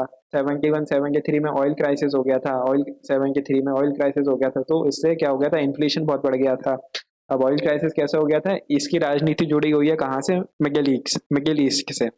वहाँ पे इसराइल वगैरह, इन सारे इसराइल हो गया, सऊदी अरब हो गया, इन लोगों की काफ़ी लड़ाइयाँ चली थी, जिस कारण से हमारे यहाँ ऑयल को यानी कि तेल को लेकर के काफ़ी दिक्कतें हो गई थी और इन्फ्लेशन बढ़ गया था। तो ये था ये था हमारा दूसरा फेज़। फिर तीसरा फेज़ जो चलता है वो 1980 से 1991 के बीच में चलता है। तो ये वाला फेज़ वो है जहाँ पे हमने फिर से रिकवरी की और हमारे यहाँ फिर से पुनः इंडस्ट्रियल डेवलपमेंट देखने को मिलता है। तो वो कैसा दिखता है कि 1990 के टाइम तक आते-आते हमारा इंडस्ट्रियल ग्रोथ जो है वो 9% हमारा दर्ज कर लिया गया था। तो ये इस टाइम पे ऐसा क्या किया गवर्नमेंट ने कि हमें ये पॉजिटिव रिज़ल्ट देखने को मिले, ठीक है? पहला तो ये था कि introduction of new industrial policy, जैसा कि आपको ध्यान हो 1986 के आसपास शायद से 1986 के आसपास हमने फिर से नई इंडस्ट्रियल पॉलिसी अपनाई थी और इसमें लिबरल फिस्कल पीरियड को के तौर पे जाना जाता है। लिबरल फिस्कल पीरियड का मतलब ये होता है कि राजकोषीय नीति का संबंध किससे होता है? टैक्सेस से। तो यहाँ पे भारत सरकार द्वारा टैक्स के तौर पे और थोड़ा बहुत कानून के तौर पे भी लिबरल होती हुई हमें दिखी थी। अच्छा 19 हमने है ना लिबरलाइज़ेशन, प्राइवेटाइज़ेशन और ग्लोबलाइज़ेशन को 1990 में पूरी तरीके से अपनाया था। मगर इसकी जो कल्पना है या इसकी जो शुरुआत है ये 1980 के दशक से ही हमने शुरुआत कर दी थी। मगर इसका जो स्तर था ना ये बहुत ही कम था। शुरुआत तो मगर हमने कर दी थी, मगर ये इसका स्तर बहुत ही कम था। Higher contribution of agriculture sector in some of the region in the country which help in rising the demand for industrial input used for agriculture production। अब पूरा भारत जो था वहाँ पे है ना कहीं-कहीं किसी-किसी क्षेत्र में जो हमारा कृषि क्षेत्र था वो कुछ उसने बहुत अच्छा हमें पॉजिटिव रिजल्ट दे दिया था। तो इसके चक्कर में क्या हुआ कि एग्रीकल्चर सेक्टर में जो भी मशीनें लगती हैं उनकी माँग बढ़ गई। उनकी माँग बढ़ने से एग्रीकल्चर की मदद से हमें इंडस्ट्रियल डेवलपमेंट देखने को मिला। और बुनियादी ढाँचे का जो है मतलब बेसिक इंफ्रास्ट्रक्चर जो होता है ना, इसमें हमारा इन्वेस्टमेंट थोड़ा बढ़ गया था। तो ये हमें तीसरे फेज़ में देखने को मिलता है, ठीक है? फिर 1990 में अच्छा यहाँ पे अगर आप देखोगे ना तीसरे फेज़ में, तो इस तीसरे फेज़ में एक चीज़ ये भी हुई थी कि 1990 में क्या हुआ था, सिडबी की स्थापना हो गई थी। अब ये सिडबी क्या है? तो सिडबी है small industrial development bank of India. जो ल एमएसपी एमएसएमई जो इंडस्ट्रीज़ होती हैं, उनके विकास के लिए भारत सरकार द्वारा अलग से 1990 में industrial development bank of India की स्थापना की गई थी। अब मैं बस आपसे ये आशा करता हूँ यार कि आप है ना कमेंट में कुछ ना कुछ कमेंट डाल दिया करें। इससे क्या है मेरे को बहुत मोटिवेशन मिलेगा, क्योंकि इसके पहले वाले लेक्चर में किसी ने कोई कमेंट नहीं डाला था, तो मेरा बहुत मोरल डाउन हो गया था। तो प्लीज़ मैं आपसे आशा करता हूँ कि आप कमेंट इसमें डालें और 1-2 क्वेश्चन जो मैंने पूछे हैं इसके आंसर ही दे दीजिए। तो एक एक क्वेश्चन और यहाँ पे मैं आपसे पूछता हूँ कि 1990 में जब सिडबी की स्थापना हुई थी इसका हेडक्वार्टर कहाँ अभी एक्चुअल में है? ठीक है? तो ये था हमारा तीसरा फ़ेज़। फिर आता है चौथा फ़ेज़, तो चौथा फ़ेज़ जो था वो 1990 से लेकर के अभी तक चलता है। ठीक है? तो जैसा कि हमें पता है कि जैसे चौथा फ़ेज़ आया तो इसने हमें भारत के लिए कायाकल्प कर दिया। कायाकल्प इसलिए भी बोल देते हैं क्योंकि यहाँ से है ना भारत का काफ़ी कुछ चेंज हो गया था, क्योंकि एक तो नई इकोनॉमिक पॉलिसी हमने अपना ली थी। ठीक है ना? लिबरलाइजेशन, प्राइवेटाइजेशन, ग्लोबलाइजेशन को हमने अपना लिया था, डब्ल्यूटीओ को हमने साइन कर लिया था 1995 में। तो इस चक्कर में हुआ ये कि एक नया दौर की शुरुआत हो गई थी। तो जैसे ये हुआ तो हमने क्या-क्या किया था कि इंडस्ट्रियल लाइसेंसिंग हमने है ना, मतलब जो लाइसेंसिंग को घटा के बहुत कम कर दिया था, और रिज़र्व जो जिसमें केवल सरकार काम करेगी, वो केवल 5 बचे रह गए थे। Simplification of procedure and regulatory requirement to start a business. पहले कोई भी बिज़नेस शुरू करने के लिए है ना टेढ़ी खीर मानी जाती थी, मगर आज की डेट में है ना बिज़नेस को शुरू करना बहुत आसान हो गया है। ये वही बताया गया है कि व्यवसाय शुरू करने के लिए प्रक्रियाओं और नियामक आवश्यकता का सरलीकरण किया गया था। Reduction in the sector exclusively reserve for the public sector. उन उन सार्वजनिक क्षेत्रों से भारत सरकार ने दूरी बनाने की कोशिश करी थी, जो अपने आप भी काम कर सकता है। इसमें सबसे पहले कौन सा आ जाता है? Telecom industry. ठीक है ना? जैसे ही ये हुआ तो सबसे अच्छे तरीके से जो उभरी है वो कौन-कौन सी, एक तो आईटी सेक्टर में उभरा है, मगर आईटी सेक्टर में भारत सरकार पहले डायरेक्टली इन्वॉल्व था ही नहीं, और फिर डायरेक्टली इन्वॉल्व किसमें था? टेलीकॉम सेक्टर में इन्वॉल्व था। तो टेलीकॉम सेक्टर से जैसे ही भारत हटा, मतलब भारत सरकार जैसी हटी, वैसे ही प्राइवेट सेक्टर को इसमें खेलने का मौका मिल गया, और इन्होंने भारत में रोजगार के साथ-साथ बेहतर कंपटीशन देना शुरू किया, और इससे ना केवल सेवा सुधरी है, बल्कि रोजगार भी मिला है, और लोगों की क्रय शक्ति क्षमता भी बढ़ी है, और भारत की नेशनल इनकम को बढ़ाने में भी सहायता मिली है। इस इन्वेस्टमेंट किया गया पर सिलेक्टेड पब्लिक सेक्टर अंडरटेकिंग में, जो भारत सरकार आज कर रही है, वो 1991 में भी किया गया था। कईयों ऐसे पब्लिक सेक्टर होंगे जिसमें भारत, मतलब सरकार को ऐसा लगा कि इसमें ज़बरदस्ती हमें नहीं घुसना चाहिए, उनका डिसइन्वेस्टमेंट कर दिया गया। फॉरेन इन्वेस्टर्स यानी कि जो विदेशी लोग होते हैं, उन लोगों को भारत में सरल नियमों के आधार पे इन्वेस्ट करने का मौका दिया गया। Liberalisation of trade and exchange rate policy. पहले हमारे यहाँ एक्सचेंज रेट जो है वो कहीं कहीं ना कहीं भारत सरकार ही निर्धारित करती थी। इसमें हमारे थोड़ा सरलीकरण किया गया। कस्टम ड्यूटी, उत्पाद शुल्क, ये सब कुछ जितना भी था सब में हमने कमी कमी कमी लेकर आए थे। और इसी के साथ साथ जो आरबीआई था, तो आरबीआई ने भी थोड़ा बहुत वो लिबरल करना शुरू कर दिया था। जैसे उसकी जो मॉनेटरी पॉलिसी होती है ना, तो उसने चीप मॉनेटरी पॉलिसी के ऊपर फोकस कर लिया था। तो चीप मॉनेटरी पॉलिसी क्या होती है? तो बेसिकली कम ब्याज दर की जो मौद्रिक नीति होती है, उसी को ही सस्ती मौद्रिक नीति कहते हैं। ठीक है? तो ये हमें इस दौरान देखने को मिला। अब यहाँ पे हुआ ये कि जो 1990 है, मतलब 1991 में जैसे ही हमने इकोनॉमिक रिफॉर्म को अपनाया, तो हम इसको 2-3 दौर में देखते हैं। वो कैसे देखते हैं? एक तो 1991 से 1998 तक। इस दौर में हमारा जो जो ग्रोथ रेट था, इंडस्ट्रियल ग्रोथ रेट था, वो कम था। अगर 1900, मतलब 1998 से हम थोड़ा उभरना शुरू हुए, और 2003 से 2010 के बीच में हमारा बहुत अच्छा अच्छा खासा हो गया था। और इसीलिए आप है ना, हम लोगों ने तो प्री के टाइम में कईयों क्वेश्चन भी लगाए कि भारत की सबसे ज़्यादा वृद्धि दर किसमें देखी गई है? तो वो 10वीं पंचवर्षीय योजना था, 10वीं पंचवर्षीय योजना था। तो वो यहाँ अभी मेरे को समझ में आया कि वो क्यों था। तो यहाँ पे हम ये देखते हैं कि impact of new policy were seen very differently, है ना? नई नीति का प्रभाव बहुत अलग ढंग से देखा गया। कैसे देखा गया? 1991 से 98 तक sharp decline seen in industrial growth, यानी कि औद्योगिक वृद्धि में जो वृद्धि दर होती है, उसमें बहुत कमी देखने को मिली हमें। वो कैसे देखने को मिली कि कहाँ 1990 में जो इंडस्ट्रियल ग्रोथ की वृद्धि दर थी वो 8% थी, वो 1998 तक आते-आते 2% रह गई थी। ठीक है? फिर जो दूसरा दौर होता है वो अब 1998 के बाद से भारत सरकार ने थोड़े रिफॉर्म करने शुरू किए, और 2003 से 2010 के बीच में बेहतर परिणाम हमें देखने को मिले थे। तो इस बीच में हमारा ये, आप जैसे कि यहाँ पे देख सकते हैं कि इंडस्ट्रियल ग्रोथ में कैसा रहा था। Rate of growth of industrial sector was 5% during the initial year of 10th 5 year plan, है ना? The growth picked in the following year and reaches 7% in 2003 and 4, 8% हो गया था 4-5 में, 11% हो गया था 6-7 में। एंड और पूरे पीरियड के लिए हमारी ग्रोथ रेट कितनी थी? 8.2% थी। ठीक है? तो ये चीज़ हमें देखने को मिली थी। अब जो ये आप अपनी स्क्रीन पे जो देख रहे हैं, फ़ोटो पिक्स वगैरह देख रहे हैं, ये मिनिस्ट्री ऑफ कॉमर्स की तरफ से जारी की गई है ना? मिनिस्ट्री ऑफ कॉमर्स की ये पिक है जिसे आप देख रहे हैं। इसमें आप देख सकते हैं कि कैसे इंडस्ट्रियल ग्रोथ हमारा रहा है। तो ये देखिए आप, 2002 और 2003 में 6% था, 3-4 में 6.8 था। फिर ये आप ये देख सकते हैं 6 और 7 में 11.6% हो गया था, है ना?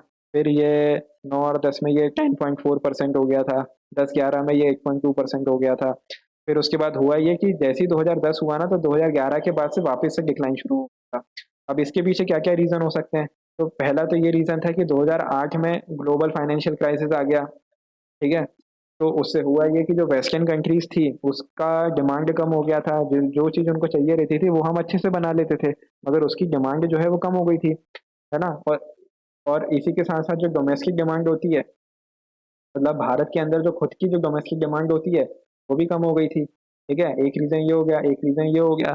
फिर साथ ही साथ क्या हुआ था कि इन्फ्लेशन तो बढ़ ही रहा था, है ना। अब यहाँ पे क्या होता है कि यार रुपये को बचाने के लिए आरबीआई को भी है ना अपनी जो ब्याज दर होती है ना वो बढ़ानी पड़ती है, क्योंकि ये वाली जो सिचुएशन रहती है ये बहुत खतरनाक होती है आरबीआई के लिए, क्योंकि यहाँ पे एक तरफ उसको इन्फ्लेशन को भी कंट्रोल करना है और जो रुपए की जो वैल्यू गिर रही है उसको भी कंट्रोल करना है, ये दोनों इंटरलिंक होते हैं एक दूसरे। ठीक है, ये हम किसी दूसरे लेक्चर में समझेंगे कि कैसे भारत की पॉलिसी है, कैसे भारत की पॉलिसी ने रुपए को कमजोर या मजबूत बनाती है। ठीक है, ये हो गया। फिर कहीं और एक रीजन ये हो गया, एक रीजन ये हो गया, इन्फ्लेशन हमारे यहाँ बढ़ ही रहा था। फिर चौथा रीजन ये है कि हमारे यहाँ जितने भी, अब देखो नया नया हमने शुरू ही किया था लिबरलाइजेशन, तो प्राइवेट सेक्टर बिल्कुल आया नया आया ही था। तो उससे हुआ ये कि शुरुआत के दौर में तो दिक्कत होती है, तो जो हमारे प्राइवेट प्रोजेक्ट्स थे ना वो फेल हो गए थे, जिसके कारण वैल्यू गिर रही थी भारत की। और फिर इसके अलावा जो दूसरे रीजन थे, 2008 में हमारे यहाँ मुंबई हमला भी हो गया था, है ना। और फिर इसके अलावा जो हमारा करप्शन था, है ना, करप्शन भी हमें बहुत देखने को मिले थे। 2G स्पेक्ट्रम घोटाला हो गया था, कॉमनवेल्थ घोटाला हो गया था, कोल कोल घोटाला हो गया था। तो इन सब रीजनों के कारण भी हमारे यहाँ इंडस्ट्रियल ग्रोथ जो है वो देखने को नहीं मिली थी। और ये जो चार्ट है, मतलब फिक्स जो आप देख रहे हैं, इसके माध्यम से आप समझ सकते हैं कि भारत की स्थिति क्या थी। ये जो है ये मेरे को जो मिला था ये 2015 तक का ही मिला था। अभी जब भी मेरे को कोई नया अपडेट मिलेगा तो मैं आपको बताऊंगा। 2015-16 में इंडस्ट्रियल ग्रोथ देखिए 3.1% थी। और अभी तो वैसे भी गिरा ही है ना यार, क्योंकि हमारे यहाँ क्या हो गया था, कोरोना हो गया था। तो कोरोना के चलते भी हमारे यहाँ जो इंडस्ट्रियल ग्रोथ है वो कमी है अभी भी। ये ये पूरे रीजन ये हमने देख लिया पूरे फेजेस की कौन सा फेज कैसा था। अब इसमें जो कॉमन चीज आती है कि कॉमनली हमारे यहाँ क्या क्या इशू है। ठीक है, issues related to industrial sector in India. पहला तो ये है कि बैंकों की अनिच्छा है। बैंकों की अनिच्छा इसलिए है क्योंकि यहाँ पे हमारे यहाँ जो उनका वो होता है क्या बोलते हैं, क्रेडिट हिस्ट्री जो होती है ना, साख साख निर्माण साख की जो साख बनाने की जो पहचान होती है वो बहुत बेकार है। मतलब लोन पेमेंट का जो उनका हिसाब किताब रहता है वो अच्छा नहीं रहता, जिसके कारण क्या होता है एनपीए भारत का बढ़ता जाता है। और एनपीए अगर बढ़ता है ना तो बैंकें जनरली कोशिश करती है कि हम इन्हें ना दें। तो इसको सुधारने के लिए क्या क्या किया भारत सरकार ने, एक तो IDBI bank industrial development industries के लिए industrial development bank of India की स्थापना करी। भारत ने सिडबी की स्थापना करी है ना। भारत ने सिडबी की स्थापना करी है। और जो मुद्रा बैंक की भारत ने स्थापना करी है। मगर अभी हमें पॉजिटिव रिजल्ट वैसा नहीं देखने को मिल रहा है जैसा हम सोचे थे। तो बैंकों की अनिच्छा रहती है यहाँ पे। छोटे उद्यम कम उत्पादन से ग्रस्त हैं। ठीक है, जो छोटे उद्यम रहते हैं यहाँ पे उनका जो प्रोडक्टिविटी है, मेनली प्रोडक्टिविटी रहती है, प्रोडक्टिविटी बहुत कम है बाहर यहाँ पे। ठीक है, फिर आप रिसर्च एंड डेवलपमेंट में अगर देखेंगे तो ये 9% मैंने लिखा है कि रिसर्च एंड डेवलपमेंट में भारत जो है वो बहुत ही कम खर्चा करता है। जैसे अगर मैं एग्रीकल्चर की अगर बात करूँ, ठीक है, तो एग्रीकल्चर में एक चीज ये आती है कि अगर भारत सरकार अगर 1% अगर R&D पे खर्च करे, ठीक है, तो उसका जो आउटपुट निकलेगा वो जीडीपी में जो मदद करेगा, मतलब आउटपुट निकलने के बाद जो जीडीपी वृद्धि होगी ना वो 6% बढ़ेगी। तो आप देखिए यहाँ पे 1% और 6% का क्या हिसाब किताब है। वहीं अगर हम सब्सिडी देते हैं ना एग्रीकल्चर में, मान लीजिए अगर आपने 1% की सब्सिडी दी है, तो ये जो आउटपुट इसका निकलता है ये 0 पॉइंट कुछ कुछ रहता है, मतलब 5-6 या 8-6 के आसपास इसका 5-6 ही होगा मेरे ख्याल से। इतना इसका वेटेज रहता है कि कितना इसका हेल्प हुआ है अर्थव्यवस्था में, है ना। तो ये आर एन डी एक आर एन डी तो एक बहुत बड़ा मुद्दा भी है भारत में ना। रिसर्च एंड डेवलपमेंट के लिए बजट आवंटन भी कम रहता है और इतना ज़्यादा श्रेय भी नहीं दिया जाता है।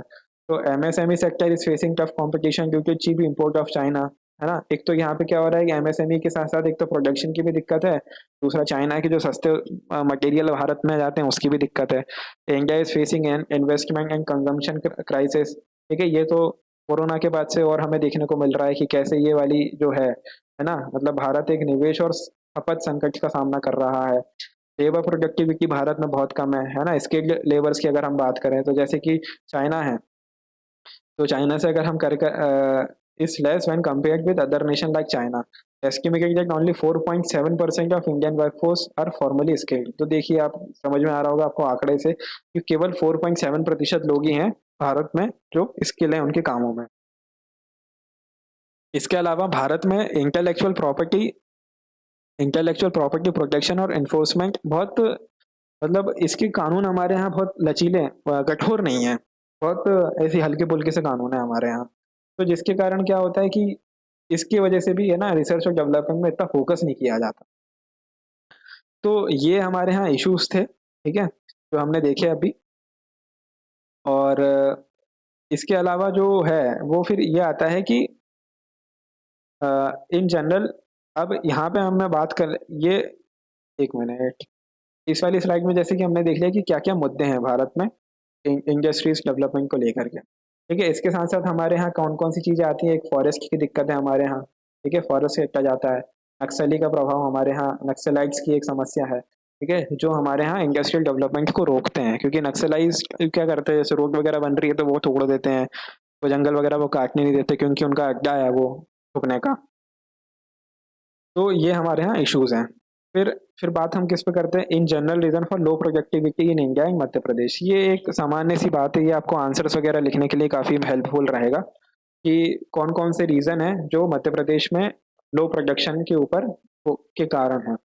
तो पहला तो ये है कि हमारे इन्वेस्टमेंट और कैपिटल बहुत कम है, एंटरप्रेन्योरशिप का जो एनवायरनमेंट है वो अपना वो हमारे यहाँ बहुत कम है, ठीक है, पुअर बेसिक इंफ्रास्ट्रक्चर फैसिलिटी। मतलब एक बात ये भी चली थी कि ये काफ़ी फेमस है ये वाला कि एलॉन मस्क जो है ना, एलॉन मस्क से बोला गया था कि आप भारत में आके निवेश करें, तो इन्होंने बोला कि क्या भारत में आके निवेश करो, वहाँ पे ऐसा इंफ्रास्ट्रक्चर ही नहीं है कि मैं वहाँ पे आके कुछ करूँ। तो ये चीज़ें हमें कईयों बार देखने को मिल जाती है। Loan facility is at low level, मतलब संस्थागत तौर पे जो हमें ऋण ऋण व्यवस्था है वो हमारे यहाँ बहुत कम है। इनस्टेबिलिटी इन गवर्नमेंट, हमारे यहाँ सरकार जो है, सरकार की इनस्टेबिलिटी रहती है ना, अस्थिरता रहती है। जैसे कि आप मध्य प्रदेश में ही अगर आप देखेंगे तो 2018-19 में इलेक्शन हुआ, कांग्रेस की गवर्नमेंट आई और फिर 1.5 साल बाद वापस बीजेपी की गवर्नमेंट आ गई, ठीक है। और अभी भी आप देख ही रहे हैं कि इतना कुछ खास चल नहीं रहा है और अब फिर से इलेक्शन आ गए। तो इनस्टेबिलिटी इन गवर्नमेंट रहती है, lack of implementation of policy, ये सबसे बड़ा मुद्दा है। अगर हम केवल इसी को सुधार लेना तो भारत की 60% जो समस्या है वो तो ऐसी सॉल्व हो जाएगी, क्योंकि भारत की जो एक्ट हैं, भारत की जो पॉलिसी है, ये बहुत ज़बरदस्त है। मतलब पेपर में अगर आप पढ़ोगे ना तो आपका दिल खुश हो जाएगा, मगर जब ज़मीनी स्तर पे हम देखेंगे ना कि इसका इम्प्लीमेंटेशन अच्छा होता ही नहीं है। तो भारत को भारत सरकार को, मध्य प्रदेश सरकार को इम्प्लीमेंटेशन पे अच्छे से फोकस करना चाहिए।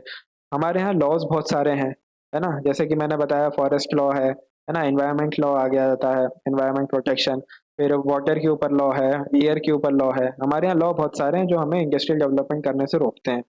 रैक टैपिज्म ये है कि लाल फीताशाही, मतलब फाइलों की देरी बहुत होती है हमारे यहाँ। कोई भी फाइल अगर जैसे लाल फीता बांध के रख देते हैं ना, मतलब वजन बढ़ाओ फाइल का, वो वाली चीज़ है यहाँ पे। नक्सलाइट प्रॉब्लम हमने देख ही ली है कि क्या क्या चीज़ें रहती हैं। Forest related issue in different state, अलग अलग राज्यों में अपने अपने कानून है जंगलों को लेकर के। अब जैसे मध्य प्रदेश है, मध्य प्रदेश में सबसे ज़्यादा जंगल है एरिया वाइज, ठीक है, तो यहाँ पे उस हिसाब से डेवलपमेंट हो नहीं पाता, जैसा डेवलपमेंट महाराष्ट्र में, पंजाब में, हरियाणा में, है ना, साउथ में, कर्नाटक हो गया, यहाँ पे हमें देखने को मिलते हैं। Lack of modern technology and heavy dependence on import system, हमारे यहाँ मॉडर्न टेक्नोलॉजी की बहुत कमी है। और इसी के ना केवल कमी है, हम विदेशी जो हम आयात करते हैं हम उस पर भी काफ़ी कुछ निर्भर करते हैं। जैसे कि अगर मैं आर्मी की ही बात करूं, ठीक है, तो आर्मी में लगभग 60 से 70% जो इक्विपमेंट्स हैं हम रशिया से इंपोर्ट करते हैं, ठीक है, तो ये हमारी हैवी डिपेंडेंसी है उसके ऊपर, है ना। तो इसको हमें मतलब सुधारने की आवश्यकता है। Less efficient use of S का हम अच्छे से यूज नहीं कर पाए हैं, है ना, स्पेशल इकोनॉमिक जोन। जबकि हमें यहाँ पे चाइना का मॉडल देखना चाहिए था कि चाइना ने किस तरीके से अपने स्पेशल इकोनॉमिक जोन का यूज़ किया है, ठीक है। Issues related to WTO norms, ये तो हमने देखा ही था, आईसीजेड का इशू है, एग्रीकल्चर सब्सिडी का इशू है।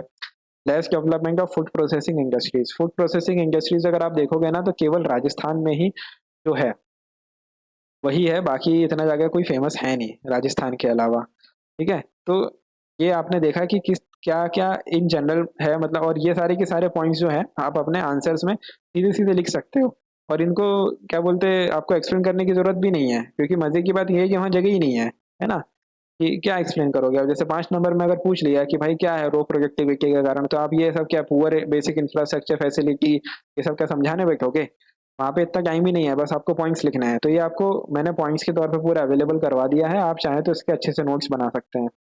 ठीक है। फिर आता क्या है कि steps taken by MP government, Madhya Pradesh सरकार ने इंडस्ट्रियल डेवलपमेंट के लिए क्या क्या कदम उठाए हैं। तो इसने क्या किया है, एमपी इन्वेस्ट प्रमोशन स्कीम को स्कीम लेकर आई है, एमपी में निवेश प्रोत्साहन योजना, ताकि अधिक से अधिक भारत में, सॉरी, मध्य प्रदेश में निवेश हो सके। ठीक है। विदेशी निवेश बढ़ाने के लिए मध्य प्रदेश मतलब इंदौर में हमारी सबमिट होती है, और जो किससे प्रभावित है, वाइब्रेंट गुजरात से ये प्रभावित है। इंदौर में इसकी हमारा सबमिट होती है। ठीक है। 3 इंडस्ट्रियल कॉरिडोर हमारे अभी प्रस्तावित हैं, भोपाल इंदौर, इंदौर बीना और जबलपुर कटनी और सिंगरौली के बीच में ये प्रस्तावित है। 26 इंडस्ट्रियल सेंटर हम लोगों ने स्थापित किए हैं। इंडस्ट्रियल कॉम्प्लेक्स के हम बनाए जा रहे हैं, है ना। स्टेनलेस स्टील का कॉम्प्लेक्स है, लेदर कॉम्प्लेक्स है ना, मसाला कॉम्प्लेक्स है। ये सारे कॉम्प्लेक्स हम बनाए जा रहे हैं। Regular improvising single window clearance scheme, अब जैसे कि हमने देखा कि बहुत सारे लॉज, हमने देखा कि ये कारण है जो मध्य प्रदेश, मतलब भारत और मध्य प्रदेश में इंडस्ट्रियल डेवलपमेंट को रोकते हैं। तो उनको सुधारने के लिए क्या किया जा रहा है, regular improvising single window clearance system हम लेकर आए, ताकि एक ही जगह पे पूरी चीजें हो जाएं, है ना। Establishment of land bank, land bank का मतलब क्या है कि भारत जो है, मतलब मध्य प्रदेश सरकार जो है, एक जमीन के टुकड़े पहले से ही अपने पास खरीद के रख लेती है, जिसके पास, उनके पास पूरे क्लियरेंस रहते हैं, इन्वायरमेंट से लेकर के कोर्ट वगैरह से लेकर के, एक्ट वगैरह से लेकर के, सारे क्लियरेंस पहले से ही रहते हैं, ताकि जब भी कोई नया व्यक्ति, मतलब कोई इंडस्ट्रियलिस्ट या एंटरप्रेन्योर अगर आ रहा है इन्वेस्ट करने के लिए, तो हम उसको वो जमीन अलॉट कर सके। तो इस तरीके से हम देखते हैं कि इस्टेब्लिशमेंट ऑफ लैंड बैंक, यानी कि भूमि विकास बैंक की स्थापना की जा रही है। अलग अलग काउंसिल, कमीशन, डिपार्टमेंट बनाए गए हैं भारत में इंडस्ट्रियल डेवलपमेंट के लिए। इसको आप देख सकते हैं ना कि जैसे एक बनाया गया था मध्य प्रदेश औद्योगिक विकास निगम 1965, मध्य प्रदेश लघु उद्योग विकास निगम 1961, 1969 में भी एक बनाया गया था। ऐसे अलग अलग कमीशन और डिपार्टमेंट्स भारत सरकार द्वारा बनाए गए हैं। स्टार्टअप मध्य प्रदेश 2016 में शुरू किया था। डिफरेंट पॉलिसी, मतलब मध्य प्रदेश में इंडस्ट्रियल डेवलपमेंट के लिए अलग अलग पॉलिसीज को पॉलिसीज को किया गया है ना। आप देख सकते हैं जैसे कि यही है, 2014 से और 2014 में शुरू किया गया है हमारा यहाँ, ये दोनों। ठीक है। तो ये पूरा जो था इंडस्ट्रीज को लेकर के था। ठीक है। आप देख सकते हैं इसका क्या है। और फिर हम आ जाते हैं किस पे, सर्विस सेक्टर पे। ठीक है, कि सर्विस सेक्टर में क्या क्या इनिशिएटिव, क्या क्या दिक्कतें हुई हैं, और क्या क्या, अब सर्विस सेक्टर जो रहता है वो इसमें आ जाता है, आपका एजुकेशन आ जाता है, इसमें आपका हेल्थ आ जाएगा, इसमें आपका टूरिज्म आ जाएगा। ठीक है। इसमें आईटी सेक्टर तो आएगा ही आएगा, और इसी का सबसे ज्यादा रोल भी है अभी। और भी वो सारी चीजें, जैसे सलून हो गया, है ना, आजकल ये सब सर्विस कैटेगरी में गिने जाते हैं। तो सर्विस सेक्टर क्या है कि भारत का सर्विस सेक्टर जो है, is the largest and fastest growing sector in India and the highest labour productivity. मतलब श्रम उत्पादकता के संबंध में, और के संबंध में अगर देखें तो बहुत बड़ा सेक्टर है ये हमारे यहाँ। तो सर्विस सेक्टर में हम क्या क्या कवर कर सकते हैं, ये देखिए, होटल आ गया, रेस्टोरेंट आ गया, ट्रांसपोर्ट, स्टोरेज एंड कम्युनिकेशन है, फाइनेंसिंग फाइनेंसिंग है, इंश्योरेंस है, रियल एस्टेट है, बिजनेस सर्विसेज है, कम्युनिटीज है। ये सारी की सारी चीजें जो हैं इसमें आती हैं। ठीक है। इंडिया है significantly presence in the service service sector export, जैसा कि आपको पता ही है कि हमारे यहाँ रेमिटेंसेस भी सबसे ज्यादा आता है, और हम जो है एग्रीकल्चर के अलावा सर्विस सेक्टर ही है जिसमें हम नेट एक्सपोर्टर की कैटेगरी में आते हैं। ठीक है। और इसी के साथ साथ सेवाओं के निर्यात में, मतलब वैश्विक स्तर पर अगर हम देखेंगे, ठीक है, it remain among the top 10 trading countries in commercial services 2019, accounting for 3.5% of the world service export। मतलब वर्ल्ड सर्विस एक्सपोर्ट में आप देख सकते हैं कि मध्य प्रदेश, वो सॉरी, इंडिया का जो फोकस है, मतलब इंडिया का जो योगदान है वो 3.5% का है 2019 के आंकड़ों के हिसाब से। तो ये हमने देख लिया कि मध्य प्रदेश के में सर्विस सेक्टर का क्या है। अब यहाँ पे हम ये, अब अगली स्लाइड में ये देखते हैं कि क्या क्या चैलेंजेस हमें देखने को मिले हैं। अब इम्पैक्ट ऑफ पैंडेमिक, यानी कि जो कोरोना महामारी आई थी उसके बाद से हमें क्या क्या देखने को मिला है। तो टूरिज्म हो गया, है ना, आपका होटल हो गया, रेस्टोरेंट हो गया, ये तो बुरी तरीके से पिट गए। अभी वापस से उठना इन्होंने शुरू किया है ना। During the first half of the financial year of 2021 the service sector contracted by almost 16%। ठीक है। तो ये एक इशू हो गया था। इम्पैक्ट ऑफ डिमोनेटाइजेशन, डिमोनेटाइजेशन कब किया गया था, 8 नवंबर 2016 को नरेंद्र मोदी जी ने नोटबंदी की अभी वो किया था, ऐलान किया था, डिमोनेटाइजेशन किया था। तो उसकी वजह से हमारे यहाँ सेवाओं का प्रभावित हुआ है। एम्प्लॉयमेंट इन सर्विसेज ये बहुत, मतलब कम हो गई हैं, काफी लोगों को अपने अपने आप को सर्वाइव करने के लिए, काफी बिजनेसमैन को अपने खुद को सर्वाइव करवाने के लिए लोगों को अपने सर्विस से निकालना पड़ा था। लैक ऑफ पॉलिसी पॉलिसी यहाँ पे जो है, there is no policy leading to inclusive growth and multiple uncoordinated government bodies adversely affect the growth of the sector. ये हमारे यहाँ ठीक से नहीं है। Domestic regulation and service trade restrictiveness, market access barrier, ये बहुत इश्यूज हैं जो कि सर्विस सेक्टर के लिए प्रभावित कर रहे हैं। अब ये तो चैलेंजेस हो गए, इश्यूज हो गए। अब इस इसके लिए क्या क्या पॉजिटिव रिजल्ट हमें देखने को मिले हैं। तो इसके लिए हमें क्या क्या मतलब भारत सरकार द्वारा क्या क्या इसमें निर्णय लिया गया है, कौन कौन सी इन्होंने स्कीम्स लेकर आए हैं, तो वो हम यहाँ पे देखते हैं कि हेल्थ सेक्टर में इन्होंने क्या क्या लेकर आए हैं भाई। तो हेल्थ सेक्टर में प्रधानमंत्री जी ने जो किया था 2021 में, ये बोला था कि 157 न्यू मेडिकल कॉलेज को ये लोग शुरू करेंगे। फिर आयुष्मान भारत योजना लेकर आए हैं, ठीक है, आत्मनिर्भर भारत योजना लेकर आए हैं। तो इन सब का लिंक कहीं ना कहीं हेल्थ सेक्टर से बनता है। प्रोडक्शन लिंक इंसेंटिव स्कीम लेकर आए हैं, ठीक है, नेशनल ब्रॉडबैंड मिशन लेकर आए हैं। इंटरनेशनल कोलैबोरेशन हुआ है इंडिया का, जैसे यूके के साथ हुआ है, इंडिया ऑस्ट्रेलिया के साथ हुआ है। एलॉन मस्क का स्पेस एक्स है, वो उसने start accepting pre orders for the beta version of its Starlink satellite internet services in India for a full refundable deposit of ये, ठीक है। टूरिज्म को भारत ने बढ़ावा दिया है। डेवलपमेंट ऑफ बुद्धिस्ट चर्चेज है, अपनी धरोहर अपनी पहचान स्कीम लेकर आया है। Recommendation for world heritage sites को लेकर आया है। रामसर साइट्स हमारे यहाँ बढ़ रही हैं। तो इस तरीके से हम देख सकते हैं कि कैसे सर्विस सेक्टर के तौर पे भी भारत ने अपना अच्छा खासा काम किया है। तो ये हमारा पहला टॉपिक था, मतलब सिलेबस के हिसाब से ये हमारा पहला टॉपिक था जिसको मैंने कवर किया है। और मैं बहुत जल्द आपके साथ दूसरे लेक्चर के साथ मैं यहाँ पे आपको मिलूंगा। अभी के लिए इतना ही। Thank you. प्लीज़ मेरे जो लेक्चर हैं इसमें आप कमेंट करिए ताकि मेरे को समझ में आए कि मेरे को और क्या सुधार करना चाहिए। और अपने दोस्तों से ये लेक्चर जो है वो शेयर करें। इसी के साथ साथ मैं अभी एक और नई सीरीज लेकर आने वाला हूँ जिसमें मैं आपको जो मेंस होता है, तो मेंस में जो आपको पॉइंट्स बेसिस पे आपको बहुत आप है ना, मतलब छोटी छोटी चीज़ें लिख करके अपने पॉइंट्स को बढ़ा सकते हैं, अपने आंसर को एनरिच कर सकते हैं। वो लेकर के मैं आने वाला हूँ। तो आप अगर इसमें पॉजिटिव इम्पैक्ट देंगे तो वो मुझे और मोटिवेट करेगा चीज़ों नई नई चीज़ें लाने के लिए। So please share my video, comment on my video. अभी के लिए इतना ही। Thank you.